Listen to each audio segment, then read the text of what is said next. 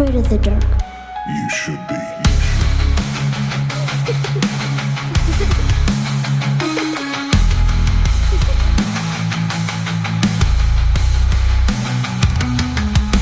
Welcome to Binary Bylines, stories from man and machine.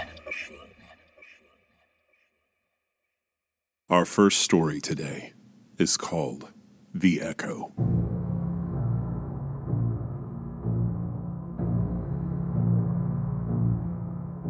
Ethan had never believed in the supernatural. As a linguistics professor, he lived for logical explanations and the thrill of deciphering ancient languages.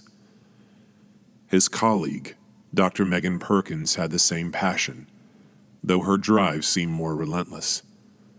So when she invited him to join an expedition deep into the Andean mountains where she discovered what she believed was an ancient dialect inscribed in a forgotten cave system just months earlier, Ethan was intrigued.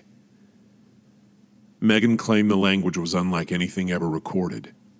Its symbols twisted, defying any known structure. For Ethan, this was the challenge of a lifetime. After a grueling 3-day hike through dense forests and steep mountain paths, they finally stood before the entrance to the cave. Hidden beneath an overgrowth of vines, it looked as though nature itself was trying to bury it, to keep what lay inside concealed. Here we are, Megan said, her voice laced with excitement and a hint of nervousness. She pushed aside the vines, revealing a dark, gaping entrance. ready to discover history? Ethan frowned as he stepped toward the entrance. Why do I feel like you're not telling me something? Megan smiled dismissively. It's a cave, Ethan. What could I be hiding? With little more than a shrug, Ethan followed her in, the darkness swallowing them as their headlamps flickered to life. The air inside was damp and still. Every sound, every breath, every step echoed back at them unnervingly. As they walked deeper, their lights illuminated walls covered in strange carvings.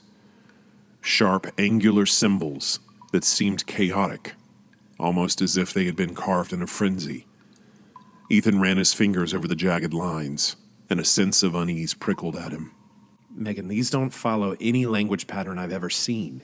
Ethan said, his voice bouncing off the cave walls in strange, distorted echoes. It's erratic, like it's meant to confuse. Or trap. Megan mused, stepping closer to a spiraling pattern of symbols etched into the stone. Or release. Ethan's frown deepened. What's that supposed to mean? She didn't respond. Instead, she moved toward the far wall, her eyes bright with fascination. This is the heart of it. She said, pointing to a massive circular inscription. The symbols twisted inward in spirals, becoming more chaotic as they converged at the center. Ethan felt as though the walls were pressing in, the weight of centuries of silence bearing down on him. What do you think it says? He asked, already uneasy. Megan shrugged, the excitement never leaving her face. I don't know yet, but I think it's important. Ethan moved closer to the inscription, his gut tightening with apprehension. There's something off about this place, Megan. We need to be careful. But Megan's mind was already elsewhere. Listen to this. She said, clapping her hands. The sharp sound reverberated off the walls, but instead of fading, the echo seemed to twist, morphing into something deeper, as though the cave itself was speaking back to them. Ethan's skin crawled. What the hell was that? That's not even the weirdest part. Megan said, her voice trembling slightly with excitement. She pulled out her phone and played a recording she had made on her first expedition. On the recording, Megan's voice echoed in the cave, but after a moment the echo changed. Her voice shifted into something lower, more distorted. Ethan listened closely, and his blood ran cold as he heard a voice on the recording. A voice that wasn't Megan's, whisper. Leave. His heart raced. Megan, this isn't right. We shouldn't be here. But Megan shook her head, a determined glint in her eyes. We've barely scratched the surface. Think of what we could learn here, Ethan. We have to try. Before Ethan could protest, Megan stepped closer to the inscription and without hesitation repeated one of the symbols aloud. The cave reacted immediately. The sound of Megan's voice bounced back at them, distorted and twisted, but it didn't fade. Instead, it grew louder, more insistent. The air around them thickened, vibrating with a low hum. And then, buried beneath the echo, Ethan heard it. His own voice, whispering secrets he had never spoken aloud. His breath hitched. Megan, we have to go. But Megan was staring at the wall, transfixed. The echo grew louder, the overlapping voices distorting further. Then, as if the cave had woken up, Megan's voice joined the echoes, repeating words she hadn't said aloud. You knew it was dangerous. Ethan whipped around to face her. What did you do? Megan's face paled, her hands trembling at her sides. I didn't... You lied. The echo whispered. Louder now, and it was Megan's distorted voice accusing her, mingled with Ethan's voice, feeding off their fears and doubts. You brought him here knowing the cost. Ethan stepped back, fury rising in his chest. You knew this place was dangerous and you brought me here anyway? For what? Your career? Megan's voice crumpled. I didn't know it would be like this. I thought we could handle it. I thought... You thought? Ethan's voice echoed, distorted by the cave's malevolent presence. You were willing to risk both of our lives for this. The cave's walls pulsed with the weight of their secrets. Ethan's own voice reverberated back at him, repeating his hidden fears, his doubts, his anger. Megan's secrets, her desperation, her willingness to sacrifice anything to uncover this place's power, were laid bare in the echoes. The weight of the cave was unbearable now. The whispers had grown into a cacophony, suffocating them both. Ethan's pulse pounded in his ears as the wall seemed to close in. His fear felt like concrete pressing against his chest. Leave her. The cave whispered, in Ethan's voice, a twisted version of his own thoughts. Ethan's eyes flicked to Megan, who was frozen in place, staring at him with wide, tear-filled eyes. He couldn't bear it anymore. The anger, the betrayal, the crushing weight of the cave. All of it came crashing down on him. Without a word, he turned and bolted for the entrance, leaving Megan behind. As he sprinted through the narrow passageway, the echoes of Megan's voice chased after him, pleading with him not to leave her. The cave repeating her words in cruel, twisted mockery. But Ethan didn't stop. He didn't look back. He ran out into the open air, gasping for breath as he collapsed onto the ground outside. The wild sounds of the forest were a relief after the relentless noise of the cave. The world outside felt cold and indifferent, but at least it was real. Ethan stood up, wiping the sweat from his brow. He waited, his heart still racing, for Megan to emerge from the cave. But the minutes stretched on, and she didn't come. Megan? He called out, his voice shaky. The forest grew quiet, the cave entrance dark and still. Ethan's stomach twisted with guilt, but he couldn't go back inside, not after what had happened. As the sun dipped lower behind the mountains, Ethan finally gave up. He made his way back to their camp, his mind racing with conflicting emotions: anger, regret, fear. When he reached the campsite, he collapsed onto a sleeping bag, exhaustion overcoming him. But just as his eyes began to close, he heard it again. A faint whisper, a voice, his own voice. I know what you did. Ethan bolted upright, his heart hammering in his chest. He looked around, but the campsite was empty. The shadows of the trees loomed, their shapes shifting in the dying light. And then he heard it again, louder this time. I know what you did. Ethan's blood turned to ice. He turned toward the sound, and there, standing at the edge of the forest, was Megan, or at least what looked like Megan. But her eyes were hollow, her face was twisted, her body contorted like the shed skin of a reptile. And then, Just like in the cave, the echo of his own voice whispered back to him, relentless and accusing. I know what you did.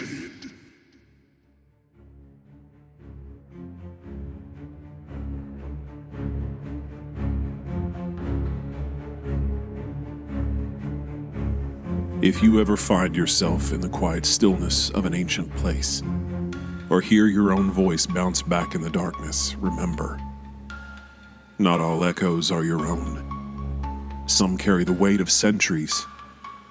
Secrets they're just waiting to whisper into the world once more.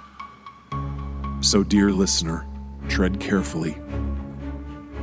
You never know what might be listening. Our next story is called Wraiths of the Mirror.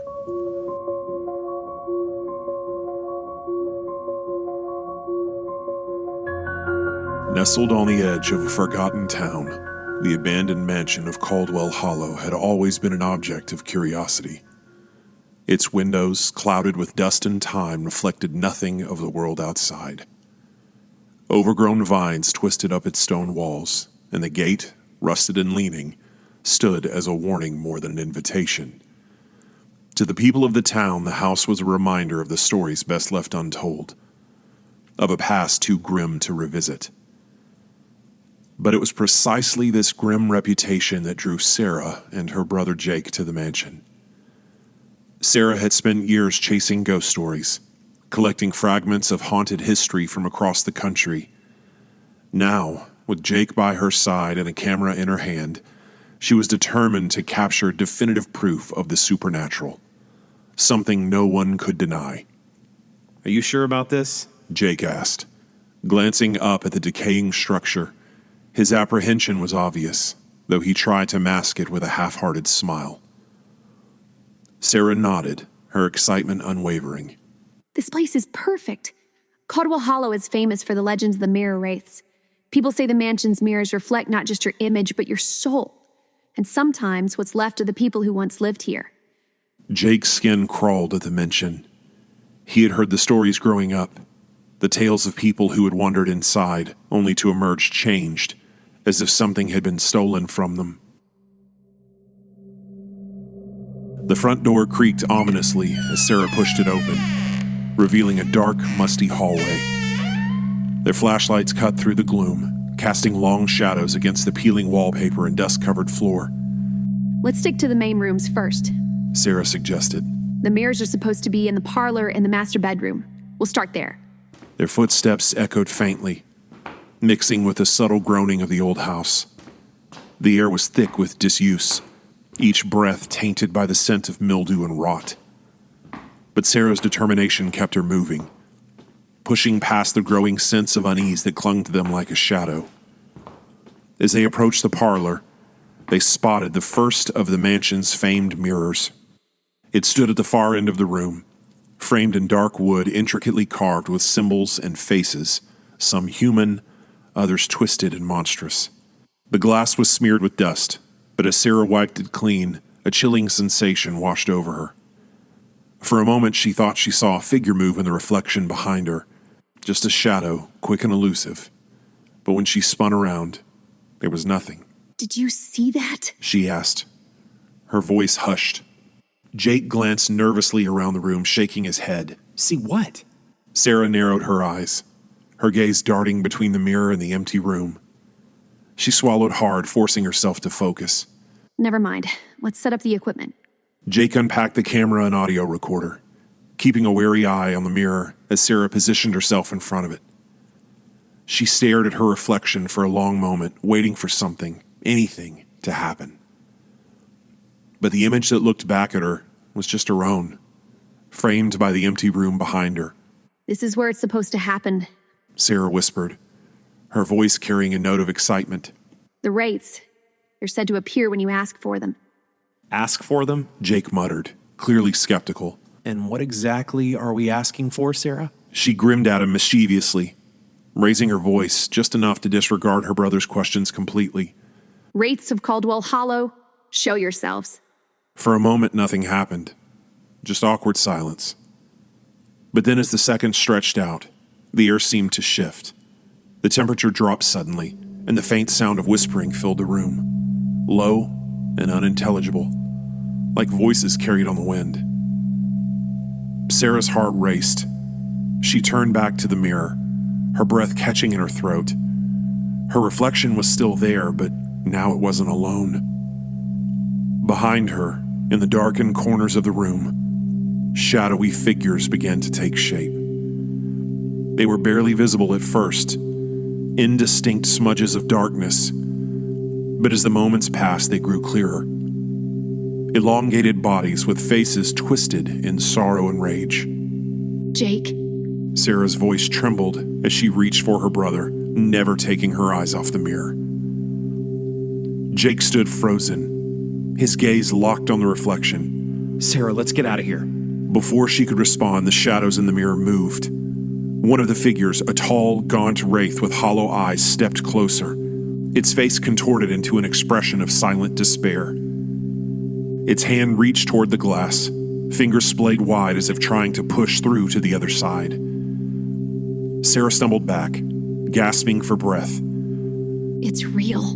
She whispered, her voice barely audible. It's real. The wraith's hand pressed harder against the glass, and the mirror groaned under the pressure. A thin crack appeared at the edge of the glass, snaking its way toward the center. As the crack spread, the figure in the mirror grew clearer, its empty eyes locking onto Sarah's. We need to go. Jake said again, his voice shaking now. Sarah, now! But she couldn't move. She was mesmerized by the wraith's gaze, frozen in place as the mirror began to splinter and crack. The sound of breaking glass echoed through the room, and suddenly the wraith's hand burst through the surface of the mirror, reaching out into the room. Sarah screamed, finally breaking free of her paralysis. She grabbed Jake's arm, dragging him toward the door, as the wraith clawed at the air, its fingers brushing against the back of her jacket. They ran down the hallway, their footsteps pounding against the floor as the sound of the mirror shattering followed them. But as they reached the front hall, something stopped Jake in his tracks. His arm jerked back sharply, wrenching out of Sarah's grasp. Jake, Sarah yelled, her voice tinged with panic. She turned to see him standing shock-still in front of another mirror, his wide eyes fixed on the glass. Sarah? Jake's voice was barely a whisper, and it trembled with fear. Sarah watched in horror as the wraiths in the mirror seemed to move closer to Jake. They surrounded his reflection, their hollow eyes locked onto his image. Jake tried to back away, but it was as though invisible hands held him in place. His face twisted in panic as his reflection began to change.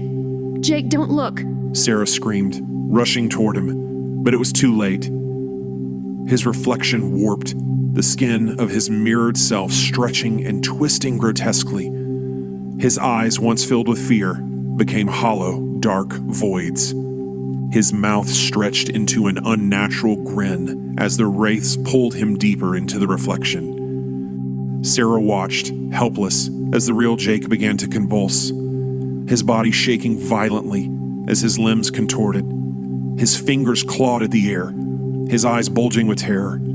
His skin in front of her eyes grew gray and translucent, like the wraiths that now surrounded him in the mirror. No, no, no! Sarah cried, desperately trying to pull him away, but her hands passed right through his, as if he were no longer fully there.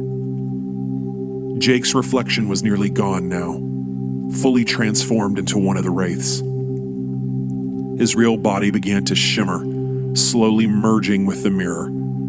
The last thing Sarah saw was his hollow-eyed face looking back at her from the other side of the glass. Then, with a sickening crack, Jake was gone. Sarah stood there, shaking, unable to comprehend what had just happened. Her brother, her only family, was now one of them. She stared at the mirror, hoping, praying that it was all a nightmare, that she'd see him standing behind her, whole and alive. But the mirror only reflected her, alone. The sound of glass splintering again jolted her from her shock. The Wraiths were still there, their hollow eyes now fixed on her. She bolted toward the door, her heartbeat thundering in her ears. She didn't stop running until she reached her car, flinging herself inside. Her fingers fumbled for the keys, her breath ragged with panic as she started the engine. The mansion loomed in her rearview mirror as she sped down the road, the trees lining the driveway fading into the distance. But even with the house far behind her, the feeling of dread stayed with her. Something wasn't right. Sarah's eyes flicked up to the rearview mirror, and there, sitting in the back seat, was a wraith. Its eyes locked onto hers in the reflection. It was smiling.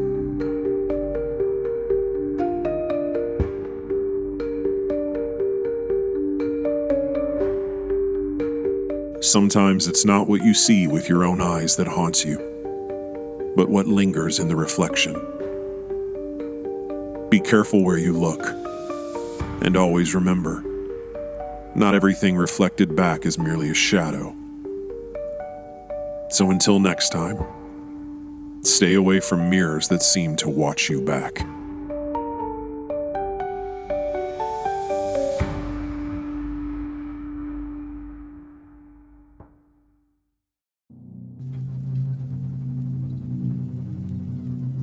And so, dear listeners, our tales for today draw to a close. But don't be too quick to leave, for in this world of binary bylines, the stories never truly end. Shadows linger, waiting for you to return. We'd like to thank you for venturing into the unknown with us. Every chilling moment, every twist of fate was brought to life by the collaboration between man and machine. From the writing and recording, to the performances and eerie melodies, all elements were crafted by Zach Nichols alongside various artificial intelligence resources, stirring the pot of creativity. All characters and elements of the stories are purely fictional, though sometimes the lines between fiction and reality can blur. Any resemblance to real people or events is purely coincidental. But if you find yourself lying awake tonight, wondering, well, perhaps there's more to the story than you know. So until next time, dear listener, remember, the next tale is never far away. Keep your lights on and your mind open.